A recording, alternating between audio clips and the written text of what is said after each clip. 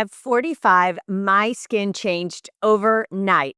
Dry, dull, extra sensitive, and I couldn't tolerate my tretinoin like I'd been using.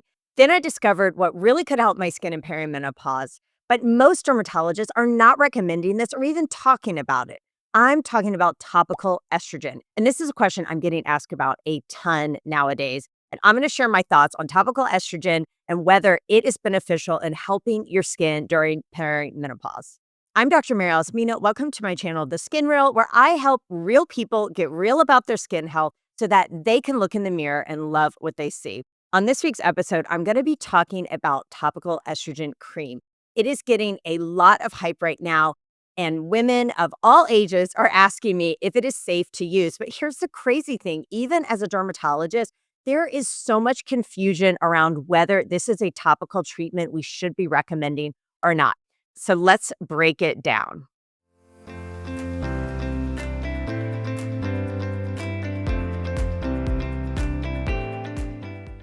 Here's the deal. The science doesn't lie. Estrogen matters. Estrogen is so important in our bodies.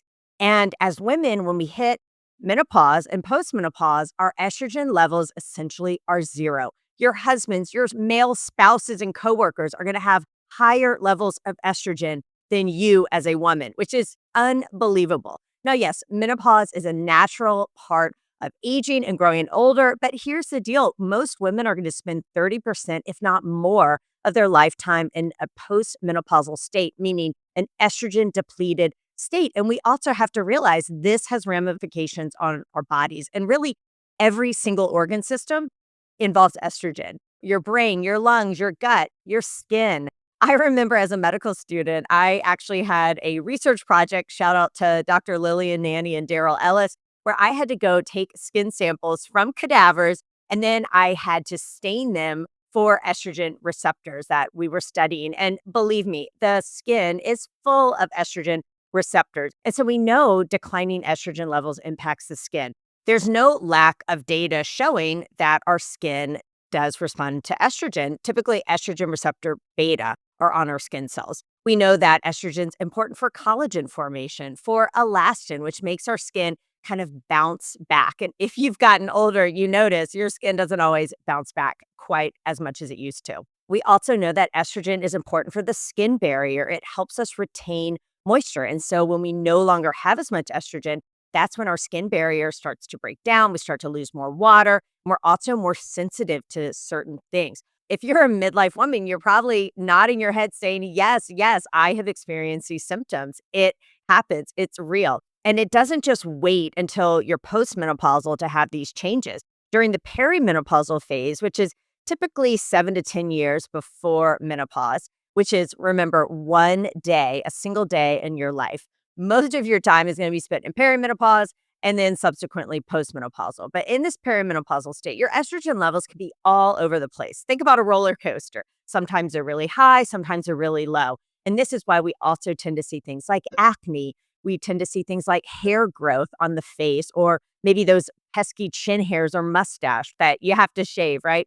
This is all due to the fluctuating estrogen levels. So if you've been following menopause experts at all, you know that there's a big push to teach women and doctors in the world, actually, that hormone replacement therapy can actually be safe and very beneficial for women in perimenopause and postmenopausal states. And unfortunately, there was a study back in 2001 that said the opposite and caused a lot of fear. And so now a lot of menopause experts are really trying to right the ship and send a more accurate message to help women know that estrogen doesn't actually have to be feared. It can be very, very helpful. I'm not going to be talking about systemic hormone therapy in this episode.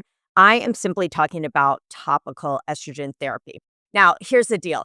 Even if you are on systemic hormone replacement therapy, most doctors, most experts will also recommend that you're on a topical estrogen therapy. And typically, this has been for vaginal skin, the vulvar skin, which I've done tons of episodes on that if you want to check it out. But we know that this is literally life-saving for women. It is not just for women who are sexually active and who have pain with intercourse, that this actually helps plump the skin in the area. It helps it retain moisture. It helps protect the skin around the urethra, prevents urinary tract infections, which can be fatal in older patients, which is just crazy to think about. So, simply using topical vaginal estrogen cream, it can truly be life saving for people and improve symptoms dramatically. And it's actually recommended that you're on this even if you're on systemic therapy because it works locally in the skin. And studies have shown that even in this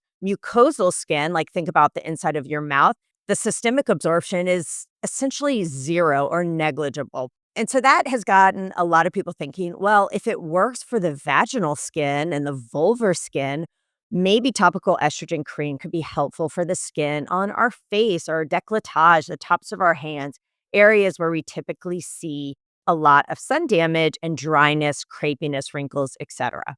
Now, there have been studies that show that, yes, in the skin, histologically, where they actually take little pieces of skin, they look at it under the microscope, they have shown that skin that's treated with topical estrogen can show increased collagen, increased elastin, and increased thickness of the skin. And so we know that the skin does respond to topical estrogen. But here's where things get a little tricky. First of all, we don't have a ton of research. We don't have large randomized controlled trials. And the other thing that makes this a little confusing is some of the studies actually found that these benefits of increased collagen and elastin and skin thickness and integrity was actually only shown in skin that was not sun damaged. So they actually looked at skin from the hip, which tends to be very sun protected. They found that these great benefits, right? But then when they looked at skin that was photoaged, that had some sun damage, they didn't see those benefits. So there's still lots we need to learn and tease out how and when and where to use it. But here are my thoughts as a midlife board certified dermatologist. I do find that topical estrogen cream is very safe, just like when applied in the vulvar skin. There is really negligible absorption and that it can be used safely. And you do not need to worry about systemic absorption. You also don't need to worry about endometrial thickening. You do not need to be on progesterone to prevent that, like you do with systemic therapy, so that it can be used very safely. Here's the thing, it may not be all that effective if you have a lot of sun damage. So, of course, number 1 and 2 are gonna be things like sunscreen, sun protection, maybe reversing some sun damage that you have with either lasers or chemical peels to kinda undo that sun damage. And then to always use a retinoid or a retinol, right, which is the over-the-counter form. We know that this is so important with increase in cell turnover, with collagen boosting, and has so many great benefits in the skin. So in sort of my lineup of what to do is sun protect number 1, 2, and 3. You've got to be doing that. Then use a tretinoin or over-the-counter retinol or retinal. That can be really, really helpful.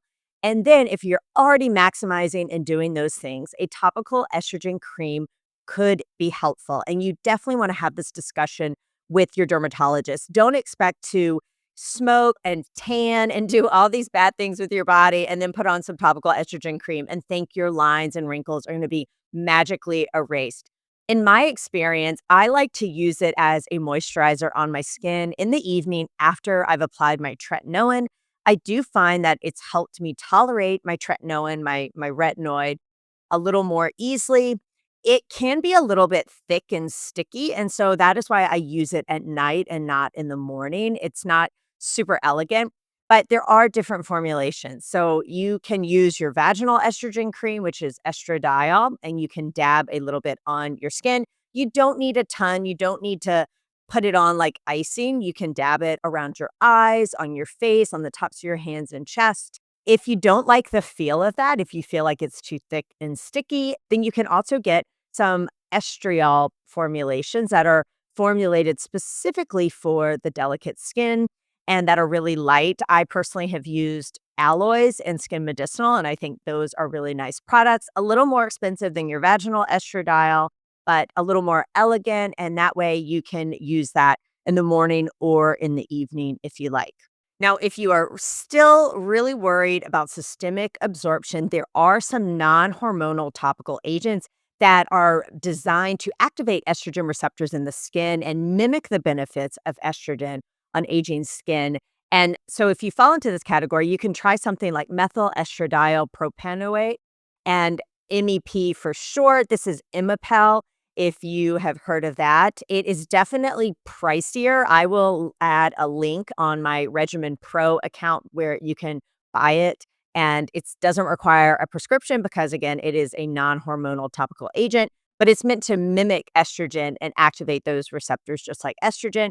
So if you are worried about any hormonal component or you want a non-hormonal agent, then you can definitely check this out. Just know it is pricier than estrogen. I do think as more research is undertaken, we are going to have some better data to show the benefits of estrogen on skin, especially skin of the face, around the eyes, tops of hands, etc. But as of now, there's data to show that it does boost collagen. It does help with elastin and hydration in estrogen deficient skin. So this is not something that young people need to be using. There's just no need for it. You have enough estrogen in your body. But if you are suffering through the perimenopause state and you're postmenopausal, this is definitely something to talk with your dermatologist about to see if it is right for you. Remember, it is a prescription, and so you do want to discuss this with your dermatologist. And remember, if you want to see the best results with your topical estrogen cream, be sure that you are also sun protecting your skin and combine it with a retinol or retinoic acid ingredient that I think is just going to make the results much, much better. And if you have a lot of sun damage on your skin, you may want to consider doing things like chemical peels or lasers to kind of undo that, give your skin a fresh start, and then start being vigilant with your sun protection, and then consider a topical estrogen cream. If you like this discussion, you want to know more about topical estrogen or systemic estrogen, I have tons of videos. I will link one at the end of this one, and definitely comment if you are using estrogen cream, how you incorporate it into your skin routine and what changes you've noticed. I'd love to know. I'll see you next week.